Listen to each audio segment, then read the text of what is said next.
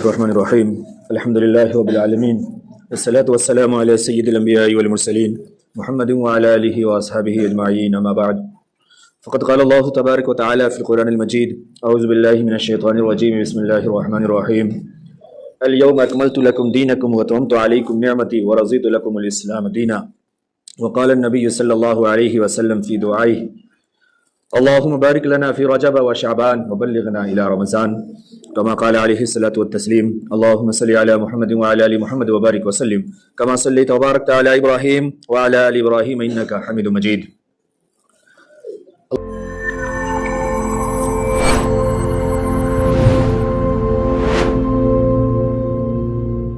اللہ تبارک و تعالی نے سال کے پورے 12 مہینے بنائے. یہ بات اللہ رب العالمین نے خود اپنے کلام مقدس میں بیان فرمایا ان عدت الشہور عند اللہ 12 شہرا کہ ہم نے سال کے 12 مہینے بنائے ہیں. جناب محمد رسول اللہ صلی اللہ علیہ وسلم نے بھی حدیث میں یہی بات بیان فرمائی. اللہ رب العالمین نے اپنی آیات میں آگے بیان فرمایا منہا اربعۃ حرم کہ ان میں سے 4 مہینے حرمت والے ہیں، عظیم ہیں، خاص ہیں. جناب محمد رسول اللہ صلی اللہ علیہ وسلم نے ان 4 مہینوں کی وضاحت فرمایا ثلاث متوالیات کہ 3 مہینے لگاتار ہیں، اور اس کے بعد چوتھا مہینہ جو ہے وہ شعبان اور جمادی الاخر کے درمیان والا یعنی یہ رجب کا مہینہ ہے. یہ 4 مہینے محترم ہیں. اللہ رب العالمین نے محترم مہینہ دیا. جناب محمد رسول اللہ صلی اللہ علیہ وسلم اس مہینہ کے داخل ہوتے ہی رجب کا چاند نکلتے ہی دعا فرماتے کہ اللہ ہمارے لیے رجب میں شعبان میں برکت عطا فرما اور رمضان تک ہمیں خیر و خوبی کے ساتھ پہنچا دے اور رمضان کی تمام انوار و برکات، خصوصیات اور رحمتیں ہمیں عطا فرما دے. آپ صلی اللہ علیہ وسلم کے معمولات زندگی میں یہ بات بڑی وضاحت کے ساتھ لکھی ہوئی ہے اور کئی حوالے سے لکھی ہوئی ہے کہ آپ صلی اللہ علیہ وسلم جب یہ ماہ رجب کا چاند دیکھ لیتے پھر آپ عبادت میں بہت زیادہ منہمک ہو جاتے، بہت زیادہ عبادات میں کثرتیں بڑھ جاتی. یوں تو آپ صلی اللہ علیہ وسلم کے ہر صبح شام ہر لمحے یہ عبادت ہی میں تھے، لیکن مزید عبادت میں اضافہ ہو جاتا. آپ صلی اللہ علیہ وسلم ان 2 مہینوں میں روزوں کا بہت زیادہ اہتمام فرماتے اور رمضان کی تیاری کہتے کہ یہ رمضان کی تیاری کے دن ہے، رمضان کی تیاری کے لیے ان 2 مہینوں کو گزارتے. لہذا رجب کا مہینہ یہ بڑا عظیم مہینہ ہے، محترم مہینہ ہے، اور اس کے بعد شعبان ہے، پھر رمضان ہے. ہم تمام کو بھی تیاری کرنی چاہیے اور اپنے جسم کے ساتھ، اپنی سہولتوں کے ساتھ ہمیں تھوڑا سا اپنے آپ کو اور اپنے روح کو، اپنے جسم کو اس بات کا بھی عادی بنانا چاہیے کہ ہم صرف آشائشوں کے پیچھے نہ رہیں، راحت و آرام کے پیچھے نہ رہیں، بلکہ انہی راحتوں آرام کے ساتھ ساتھ اللہ رب العالمین کی رضا و خوشنودی کا اور اللہ رب العالمین کے دربار میں اپنے آپ کو سرخرو اور کامیابی و کامران بنانے کا جو راستہ ہے اس پر چل پڑے تاکہ اللہ رب العالمین اپنی رحمت کے سائے میں ہم تمام کو لے لے، جس سے ہماری دنیا بھی اچھی ہو اور آخرت میں بھی ہمیں کامیابی نصیب ہو جائے. اللہ رب العالمین نے اپنے کلام مقدس میں بیان فرمایا الیوم اکملت لکم دینکم واتممت علیکم نعمتی ورضیت لکم الاسلام دینا. رجب کے تعلق سے کئی ساری باتیں ہیں جو گزشتہ ہفتوں میں بھی آئیں. ان میں سے ایک بات اور ہے معراج کے تعلق سے، جس کے بارے میں انشاءاللہ پھر آئندہ ہفتے میں بات کریں گے. انہی میں سے ایک چیز ہمارے درمیان اور ہے رجب ہی کے مہینے میں جو مشہور ہے، وہ ایک ہے جس کا نام ہے کونڈا، جو کونڈے کی رسم ہمارے یہاں چلتی ہے.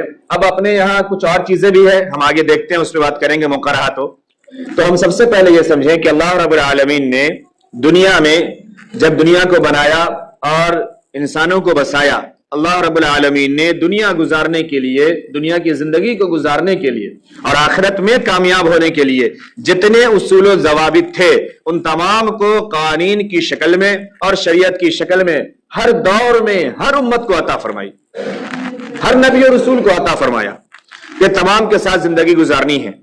اور ہم آخری امت محمدیہ پر جناب محمد رسول اللہ صلی اللہ علیہ وسلم کی حیات طیبہ سے، آپ کے اقوال سے، آپ کے افعال سے، آپ کے کردار سے، آپ کے اصحاب سے تمام چیزوں کو پہنچا دی.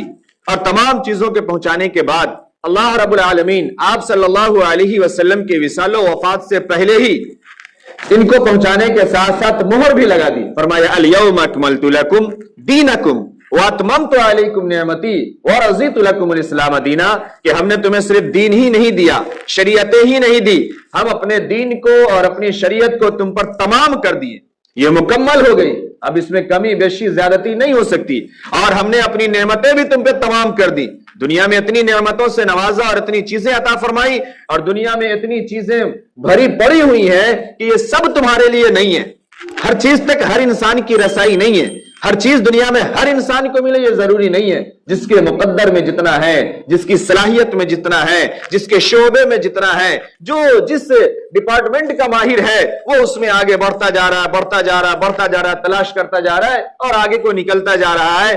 ہم 5 سال پہلے کی دنیا دیکھیں، 5 سال بعد کی دنیا دیکھیں، چیزیں کتنی بدل گئی، ہر ڈپارٹمنٹ کے اندر، ہر چیز کے اندر چیزوں نے ترقی کی، اللہ رب العالمین نے عقل دیا، شعور دیا، فہم و فراست دی، دنیا کی تمام نعمتوں سے اور تمام چیزوں سے انسان لطف اندوز ہو رہا ہے، روز روز اس کو نکال رہا ہے، اپنے استعمال میں لا رہا ہے۔ اللہ نے فرمایا ہم نعمتیں تمام کر دی ہیں دنیا میں، اب مزید نعمتوں کی کمی نہیں ہے، صرف انسان کے اسے تلاشنے کی کمی ہے، اسے حلال طریقے سے برتنے اور اپنانے کی کمی ہے، اور اسے جان لینے کے بعد اس کا صحیح استعمال کرنے کی ضرورت ہے۔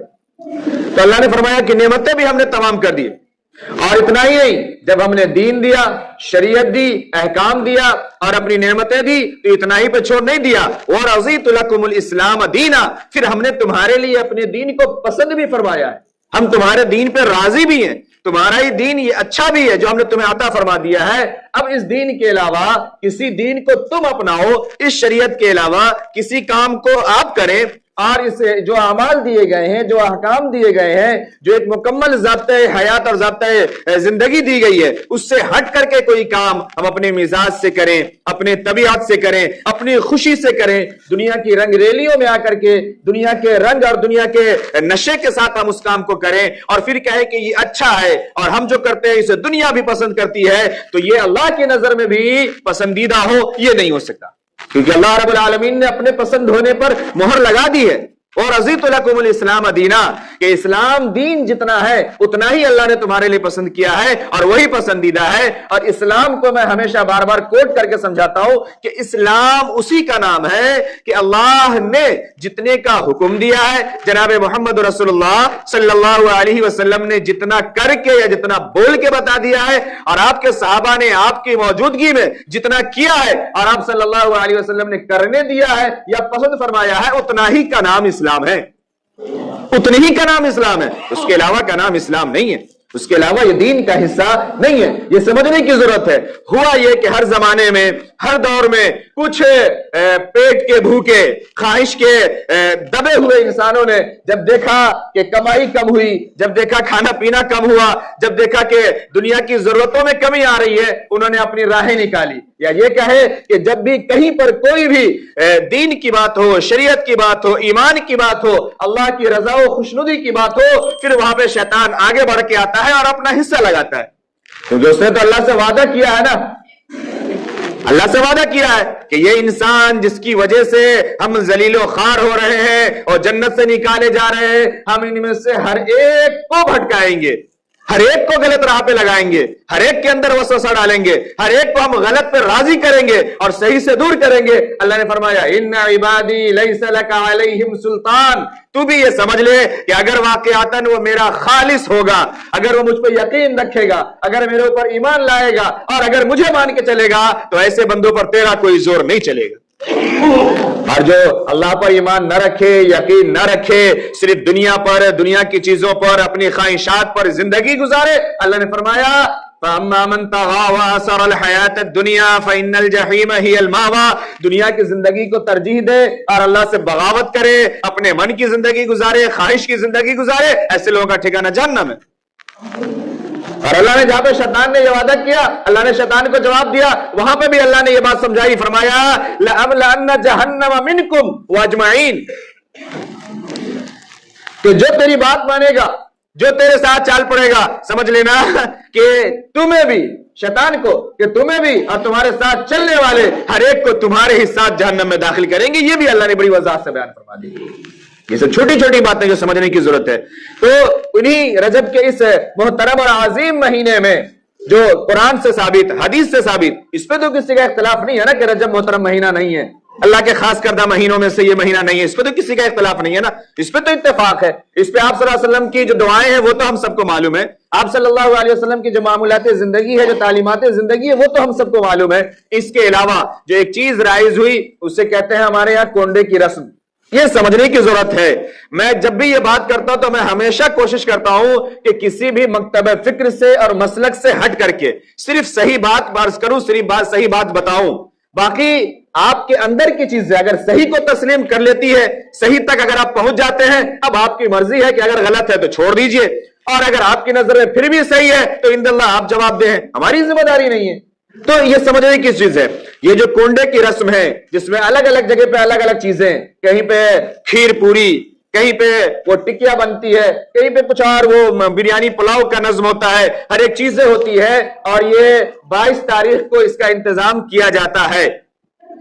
22 تاریخ کو یہ رسم منائی جاتی ہے اور اس کا تہوار پورا ہوتا ہے.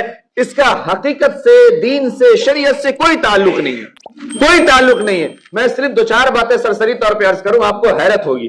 تفصیل بہت ہے، اب میں پڑھ کے بھی آیا ہوں لیکن اتنا وقت نہیں ہے. میں آپ کو سناؤں، ایک بات سمجھے. یہ ایک ایسی رسم ہے جس کی قرآن سے تو کوئی مطلب نہیں، حدیث سے کوئی مطلب نہیں، صحابہ کے دور سے کوئی مطلب نہیں، یہاں تک کہ تاریخ کی کسی کتاب میں درج نہیں ہے. کسی واقعے کے، کسی حادثے کے، کسی کام کے صحیح ہونے کے لیے، درست ہونے کے لیے، یا اس کے بارے میں کوئی بھی رائے قائم کرنے کے لیے کسی بھی ہسٹری کے بک میں وہ چیز ضرور ہوتی ہے جہاں سے یہ بات نکالی جاتی ہے کہ ہاں کبھی کسی زمانے میں، کسی دور میں یہ چیز ہوئی، ایسے ایسے ہوئی. اتفاق ہے کہ یہ تاریخ کی کسی کتاب میں درج نہیں ہے. اب آپ کو میں بتاؤں، یہ ایک کہانی گڑھی گئی، ایک قصہ بنایا گیا جو آج بھی مشہور ہے. اسے کہتے ہیں عجیب. یہ قصے عجیب کے نام سے مشہور ہے، عجیب خبر، عجیب کارنامے کے نام سے مشہور ہے. اس میں جو باتیں بتائی گئی. اچھا، یہ لکھنے والا کون ہے؟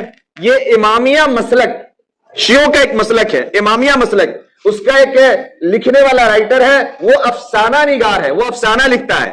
اگر آپ کو علم سے ذرا سا بھی تعلق ہو تو آپ یہ سمجھیں گے کہ افسانے کا تعلق حقیقت سے کچھ نہیں ہوتا ہے. افسانے میں صرف ادب کی زور آزمائی ہوتی ہے. افسانے کا تعلق صرف ادب سے ہے کہ ہاں بندہ کتنا اچھا لکھ سکتا ہے، کسی بات کو کتنے اچھے طریقے سے پیش کر سکتا ہے، کتنے بہترین وہ جملے کو سیٹنگ کر سکتا ہے. یعنی اردو کے قواعد کے، یا جس زبان میں آپ ہیں اس کے قواعد کے، اس کے استعمال کے، اس کی جو باریکی ہے، اس پر جو اس کے قابو ہے، اسی کا تعلق صرف ایک ادب سے ہے. باقی حقیقت کی زندگی سے افسانے کا تعلق نہیں ہے. اس نے ایک افسانہ لکھا، وہ افسانہ بھی مثنوی نظم کی شکل میں لکھا جس کو بعد میں لوگوں نے ترجمہ کر کے رائج کیا. یہ شیعہ کا ایک قلمکار، وہ لکھا. لکھنے کے بعد اس میں کہانی یہ لکھی کہ ایک لکڑہارا تھا مدینے میں، اور وہ بڑا تنگ دست حال تھا. اس کی اولادیں بہت تھی، وہ لکڑیاں کاٹتا تھا، لکڑیاں بازار میں بیچتا، اس سے جو پیسے کمائی ہوتی اس پیسوں سے وہ گھر چلاتا، جو گھر نہیں چلا پا رہا تھا. بڑی پریشانی ہو رہی تھی. میں مختصر کر رہا ہوں. پھر ایک دن ایسا ہوا کہ وہ پریشان ہو گیا اور بہت پریشان ہو کر کے اپنا ملک چھوڑ کے باہر چلا گیا. وہاں گیا، 12 سال تک دوسرے ملک میں رہا، وہاں بھی یہی کام کرتا رہا، لکڑی کاٹتا رہا، بیچتا رہا. لیکن وہاں بھی اس کی پریشانی ختم نہیں ہوئی، وہاں بھی اس کے اپنے کھانے پر لالے پڑ گئے. وہاں سے وہ آنے کا ارادہ کر رہا، اب آ بھی نہیں رہا. اس لیے نہیں آ رہا کہ پیسے نہیں ہے، گھر جائیں گے 12 سال کے بعد، لوگ کیا کہیں گے، اسی وجہ سے وہ آ نہیں رہا ہے. اب جب وہ چلا گیا، گھر میں پریشانی شروع ہوئی. میں مختصر کر رہا ہوں. اب اس کی بیوی جو اس دور کا بادشاہ تھا، اس بادشاہ کے وزیر کے گھر میں کام کرنے لگی. اب ایک وزیر کے گھر میں کام کر رہی ہے، وہاں بھی اس سے جو پیسے ملنے اس سے گھر چل رہا ہے. یہ زندگی چلتی رہی. 12 سال کے بعد ایک روز اس گھر کے پاس سے امام جعفر صادق رحمہ اللہ کا گزر ہوتا ہے. اس کی نظر پڑتی ہے اس پہ. اب افسانہ دیکھیے اور کہانی دیکھیے. ایک امام ہے، وہ امام وہ جس کا جد اعلیٰ حضرت علی کرم اللہ وجہ ہے. پتہ نہیں سمجھ پا رہے آپ کی نہیں، اس لیے کر میں ہمیشہ اکثر بھی باتیں نہیں اٹھاتا ہوں. جعفر صادق کے جو جد اعلیٰ ہیں حضرت ابراہیم، حضرت علی کرم اللہ وجہ ہیں، آپ ان کے خاندان سے ہیں. اور حضرت علی کرم اللہ وجہ دمار رسول ہیں، خلیفہ ہیں. اب اس کی نظر پڑ جائے گی ایک خادمہ کے اوپر، ایک ملازم کام کرنے والی کے اوپر. بات سمجھ میں آ رہی ہے؟ یہ لوجک ہے. ایک عام اللہ والے کی نظر نہیں پڑتی ہے کسی غیر کے اوپر، کسی غیر محرم پہ. ایک نقطہ ہے، آپ سمجھیے اس کو. نظر پڑ گئی. آپ آگے بڑھ گئے، پھر آپ وہاں سے پیچھے آئے، پھر پیچھے آنے کے بعد اپنے لوگوں سے مریدوں سے پوچھا کہ آج کون سی تاریخ ہے، تو ایک آگے بڑھا، کہا آج رجب ہے اور رجب میں 22 رجب ہے۔ اور پھر پوری کہانی گڑی گئی کہ آج کے دن اگر کوئی ایسا کرے ایسا کرے ایسا کرے یہ ہو۔